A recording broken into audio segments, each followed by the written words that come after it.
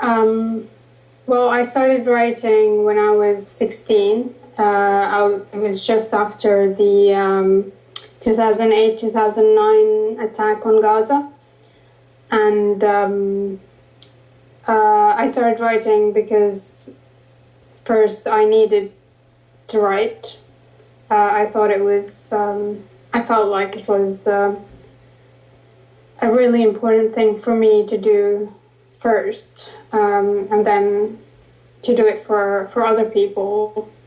I was also encouraged to write, which is another reason that was, very powerful in my decision to write. There have been so many experiences during the 2008-2009 attacks.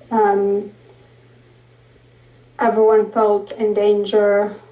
I was lucky to be with my family at the time, but it kept going through my mind. Questions like, what if I'm not with my family? What if I lose my family? And we kept hearing these stories about, children who either got injured or lost their homes or their families or members of their families. And I just wanted to explore that and write a book from my point of view and from a person living in that danger's point of view. And the other reason is to let people know. Basically, I felt like people had no idea what everyone was going through. The media was just,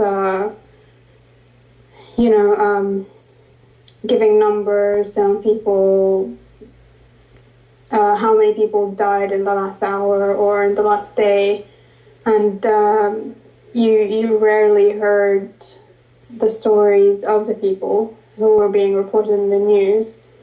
You saw footage of destruction, photos of children whose limbs were cut off, or people who were really or badly injured.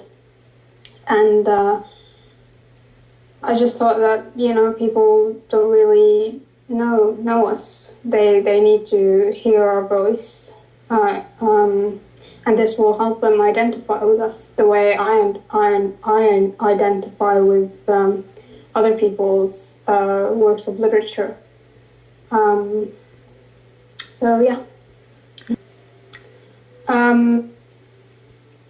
So when I wrote that story, I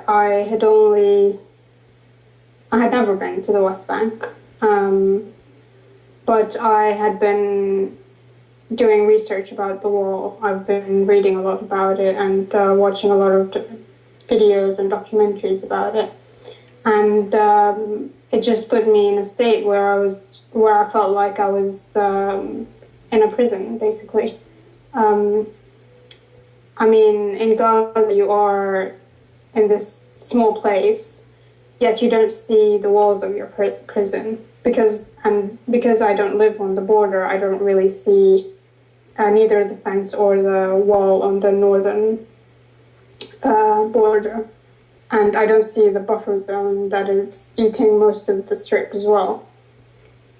But through that research, I felt like I was I was exposed to being in the West Bank. I saw images of the gray cement that is like circling entire cities, and I saw pictures of people demonstrating and being attacked by the Israeli army, and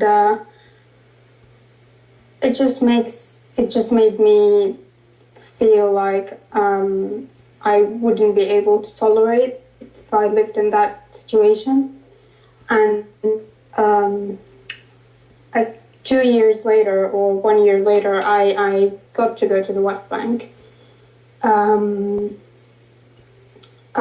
I went like 3 times. The first 2, I wasn't allowed to get out of the car because I was going for a visa interview, and so we were driven from the Gaza border to the place we had to be interviewed at and back.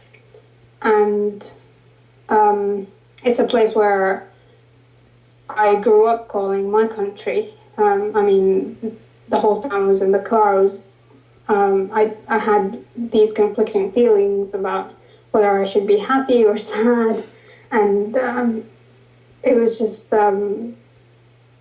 eventually it was just really sad. I felt like I was in my country, but I'm not really allowed to be here. I saw all sorts of people there. Everyone was walking in the street, just doing what normal people do, and I was just in a car, not allowed to even be a tourist in my own country. And then I went a 3rd time and to cross the Qalandia checkpoint to visit my sister. And so I visited her for just 1 night. And the day I had to go back to Jerusalem because I was there with a diplomatic entity. And I had to say goodbye to my sister outside the checkpoint. And that was the last time I saw my sister.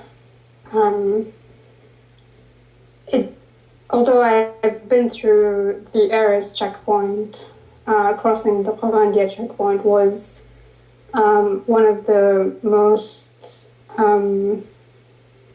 overwhelming experiences I had. It just made me feel so dehumanized. After I crossed the checkpoint, I got into this bus, and the bus drove by the wall, and just the sight of it made me sob. It was a really painful experience, and I couldn't imagine myself living there all my life. And that's when I knew that what I wrote in that story, I don't know if it did or did not measure the sadness that I felt, but I felt like it did describe how someone would feel in that situation, even though I didn't feel that way. Another point regarding writing about the West Bank is that, you know, although we live in Gaza and we're not allowed to go there, a lot of us identify with the people there. It's not like they live in a completely different world. Like I said, they experience checkpoints, military incurs, being taken to jail, administrative detention. Their children are being taken to jail as well. So really, we don't.